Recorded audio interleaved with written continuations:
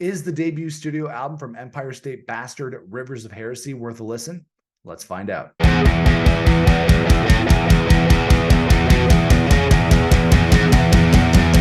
Hey everybody, it's Nick here with you. Welcome back to the Rod Squad channel and welcome to my rock album review for the debut studio album from Empire State Bastard. It's called Rivers of Heresy. Rivers of Heresy is the debut studio album from Empire State Bastard, which is the monster side project of Biffy Clyro leader and lead vocalist Simon Neill and Biffy's touring guitarist and former Oceanside leader Mike Vennart. Also featuring drummer Dave Lombardo of Slayer and Suicidal Tendencies fame and Naomi McLeod, who has filled out the lineup on bass duties for the 2023 tour dates. And of course, Biffy Clyro is one of my favorite bands of all time. I think they're the best rock band on the planet right now, bar none. And I was very excited to hear this new side project from Simon and Mike. And it's actually different for Simon Neill because he's not playing guitar in this band. It's all on Mike on this one. So Simon is just doing lead vocals and some keys, which is different for him, I think. I'm less familiar with Mike Vennart's work outside of his touring stuff with Biffy. I'm not really familiar with Oceanside, but I think he's a great guitarist and a great musician, and I've pretty much loved everything that he's done with Biffy. He's a great addition to the band when they play live. But even with my love of everything Biffy Clyro, the Empire State Bastard project has been described in the press as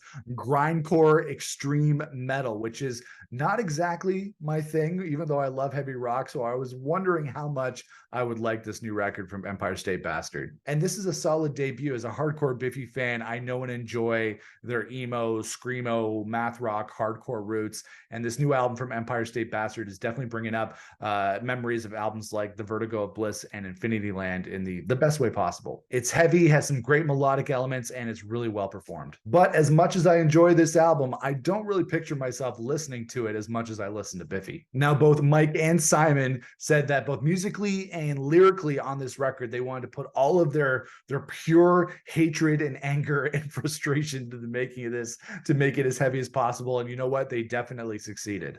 I can feel your anger.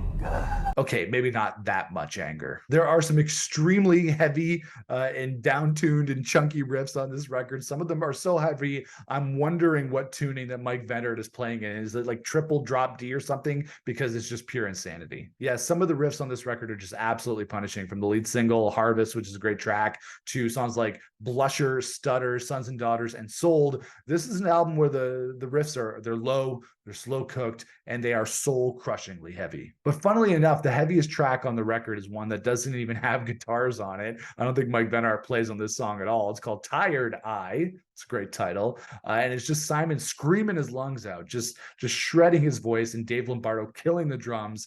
For my first time listening, it was very surprising and very cool. And Simon Neill, who still does his fair share of screaming since Biffy went more mainstream, especially over the last couple of records, he's generally more of a straight ahead singer now. Still does melodic stuff on this album, but also just completely shreds his voice here. I didn't know he still had it in him. Definite Infinity Land vibes, reminding me of tracks like Strung to Your Ribcage and There's No Such Thing as a Jaggy Snake. Super heavy stuff. But the thing about Rivers of Heresy, and I know this isn't what they're going for, there's not a lot of sing-along moments on this record. I love a good scream, but it'd be really hard to sing along to this record unless I want to gag. There are some moments of levity that give us a little bit of a break from the soul-crushing riffs and the devastation that's happening on Rivers of Heresy. So songs like Moi, which has some great smooth bass on it, Palms of Hands, Dusty, and the last song on the record, which is called The Looming, which encapsulates, I think, all the different elements, all the heavier and lighter elements that they're putting together on the most of the tracks on this record. That being said, it's not the most melodic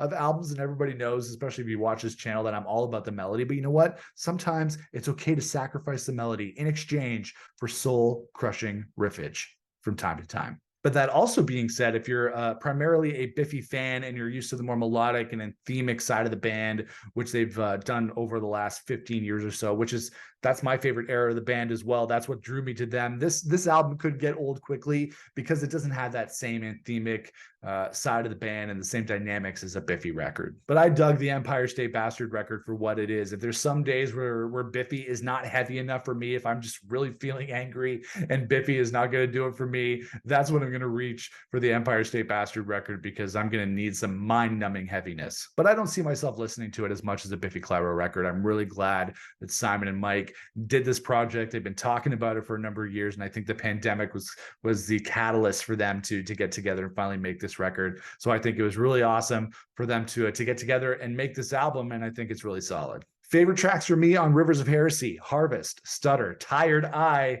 the heaviest song on the record with no guitars, Dusty, Palm of Hands, and The Looming. Those are my favorite tracks on Rivers of Heresy. I'm going to give the new album from Empire State Bastard a solid 4 out of 5. And that is it, guys. That is my rock album review for the new album from Empire State Bastard called Rivers of Heresy. Let me know what you thought of the record in the comments below. If you like this video, make sure to give us a like. We would really appreciate that. If you like this video and you like what we're doing here on the channel, make sure to hit that subscribe button because we would really appreciate that. And you don't have to miss out on any future videos. We talk about everything under the realm of rock on this channel. We talk about hard rock, indie rock, modern rock, classic rock, alt rock, everything. If it's got rock in it, we talk about it. Follow us on social media on Instagram and TikTok at Rock Squad Pod. And I'll see you guys here again on the channel for another rock album review.